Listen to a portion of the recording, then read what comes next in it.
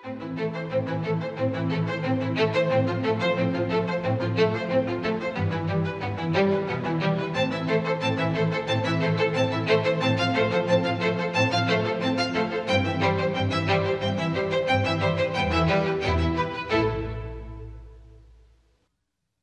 प्यारे देशवासियों, नमस्कार। मन की बात में एक बार फिर मेरे सभी परिवारजनों का स्वागत है। आज एक बार फिर बात होगी देश की उपलब्धियों की, देश के लोगों के सामूहिक प्रयासों की। 21वीं सदी के भारत में कितना ही कुछ ऐसा हो रहा है जो विकसित भारत की नींव मजबूत कर रहा है।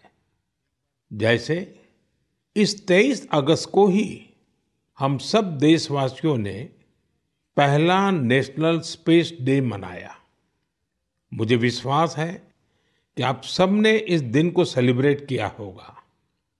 एक बार फिर चंद्रयान-3 की सफलता का जश्न मनाया होगा। पिछले वर्ष इसी दिन चंद्रयान-3 ने चांद के दक्षिणी हिस्से में शिव शक्ति पॉइंट पर सफलतापूर्वक लैंडिंग की थी। भारत इस गौरवपूर्ण उपलब्धि को हासिल करने वाला दुनिया का पहला देश बना। साथियों, देश के युवाओं को स्पेस सेक्टर रिफॉर्म से भी काफी फायदा हुआ है। इसलिए मैंने सोचा कि क्यों न आज मन की बात में स्पेस सेक्टर से जुड़े अपने कुछ युवा साथियों से बात की जाए। मेरे साथ बात करने के लिए स्पेस टेक स्टार्टअप गैलेक्स आई की टीम जुड़ रही है। इस स्टार्टअप को आईआईटी मद्रास के एलुमनाई ने शुरू किया था। ये सारे नौजवान आज हमारे साथ फोन लाइन पर मौजूद है। सुयश, डेनिल, रक्षित, किशन और प्रणीत।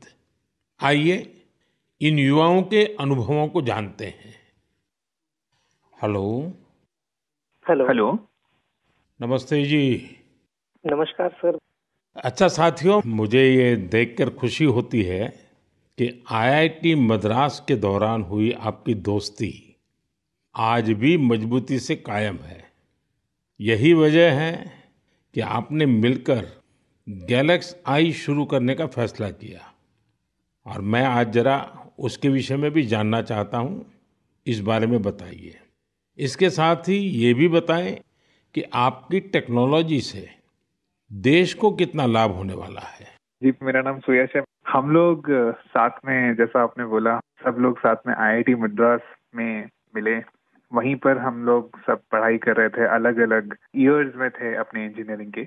और उसी वक्त हम लोगों ने सोचा कि एक हाइपरलूप नाम का एक प्रोजेक्ट है जो हम लोग चाहते थे साथ में करेंगे।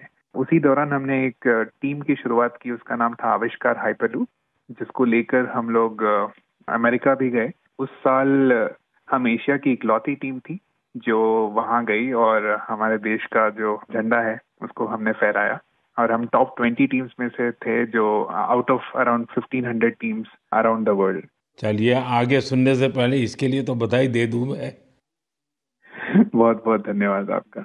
उसी उपलब्धि के दौरान हम लोगों की दोस्ती काफी गहरी हुई और इस तरीके के कठिन प्रोजेक्ट्स और टफ प्रोजेक्ट्स को करने का कॉन्फिडेंस भी आया। और उसी दौरान स्पेसएक्स को देख के और स्पेस में जो आपने जो ओपन अप किया एक प्राइवेटाइजेशन को, जो 2020 में एक लैंडमार्क डिसीजन भी आया, उसको लेकर हम लोग काफी एक्साइटेड थे। और मैं रक्षित को इनवाइट करना चाहूंगा बोलने के लिए कि हम क्या बना रहे हैं और उसका फायदा क्या है। जी, तो मेरा नाम रक्षित है और इस टेक्नोलॉजी से हमको कैसे लाभ होगा मैं इसका उत्तर दूंगा। रक्षित, आप उत्तराखंड में कहाँ से हैं? सर, मैं अल्मोड़ा से हूँ। तो बाल मिठाई वाले हैं आप? जी सर, बाल मिठाई हमारी फेवरेट है। वो हमारा जो लक्ष्य सेन है ना, वो मेरे लिए रेगुलरली बाल मिठाई खिलाता रहता है मुझे। हाँ रक्षित, बताइए।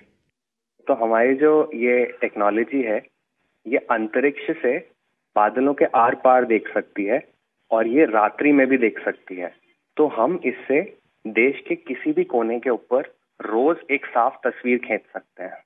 और ये जो डेटा हमें आएगा, इसका उपयोग हम 2 क्षेत्रों में विकास करने के लिए करेंगे। पहला है भारत को अत्यंत सुरक्षित बनाना। हमारे जो बॉर्डर्स हैं और हमारे जो ओशंस हैं, सीज हैं, उसके ऊपर रोज हम मॉनिटर करेंगे और एनिमी की एक्टिविटीज को मॉनिटर करेंगे और हमारी आर्म्ड फोर्सेस को इंटेलिजेंस प्रोवाइड करेंगे। और दूसरा है भारत के किसानों को सशक्त बनाना।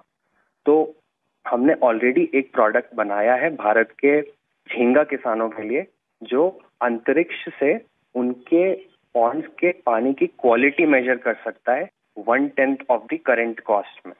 और हम चाहते हैं आगे जाते हुए हम दुनिया के लिए best quality satellite images generate करें और जो ग्लोबल इश्यूज हैं, ग्लोबल वार्मिंग जैसे, इससे लड़ने के लिए हम दुनिया को best quality satellite data provide करें।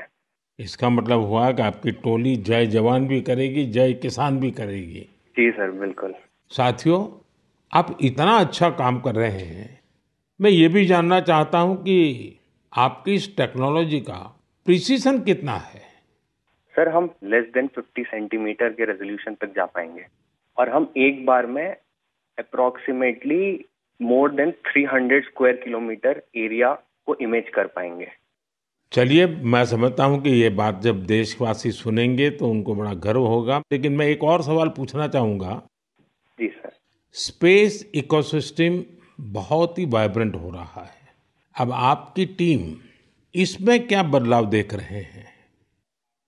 मेरा नाम किशन है। हमने ये गैलेक्साई शुरू होने के बाद से ही हमने इन स्पेस आते हुए देखा है और काफी सारे पॉलिसीज आते हुए देखे हैं, ये जैसे कि geospatial data policy and Indian space policy.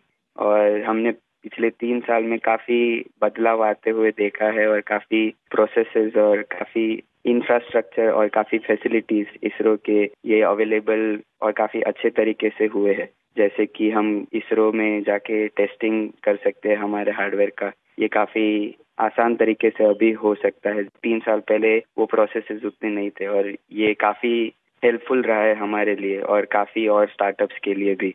और रिसेंट एफडीआई पॉलिसीज की वजह से और ये फैसिलिटीज अवेलेबिलिटी की वजह से और स्टार्टअप्स को आने के लिए काफी इंसेंटिव है और ऐसे स्टार्टअप्स आके काफी इजीली और काफी अच्छे से डेवलपमेंट कर सकते हैं ऐसी फील्ड में जिसमें यूजुअली डेवलपमेंट करना बहुत कॉस्टली और टाइम कंज्यूमिंग रहता है।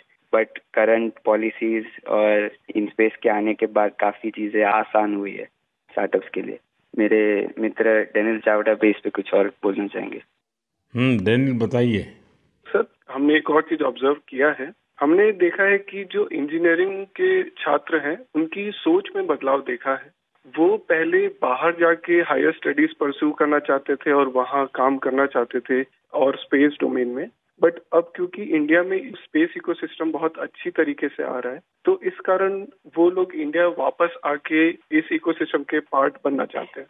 तो ये काफी अच्छा फीडबैक हमें मिला है और हमारे खुद की कंपनी में कुछ लोग वापस आके काम कर रहे हैं इसी वजह से।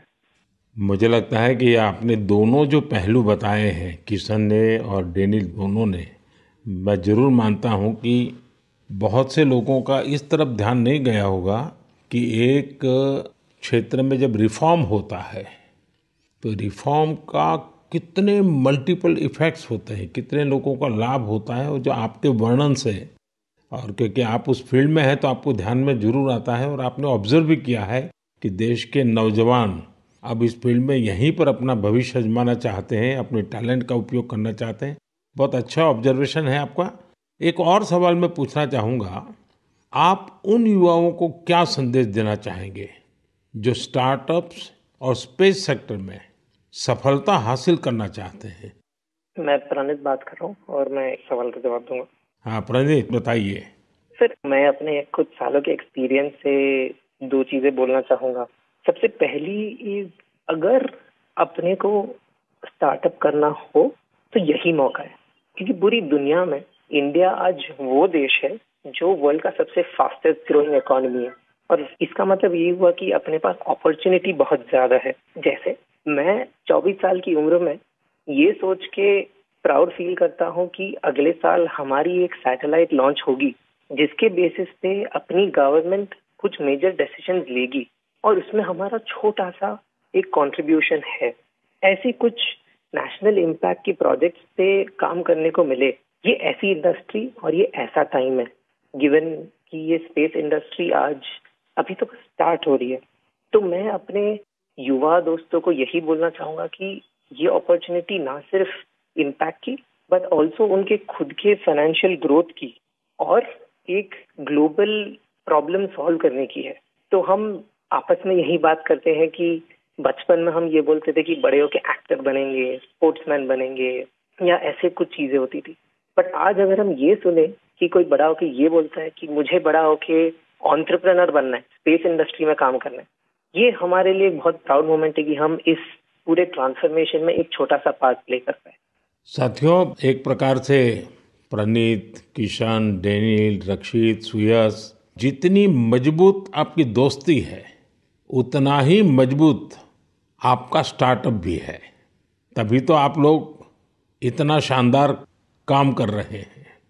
मुझे कुछ साल पहले आईआईटी मद्रास जाने का अवसर मिला था और मैंने उस संस्थान के एक्सेलेंस को खुद अनुभव किया है।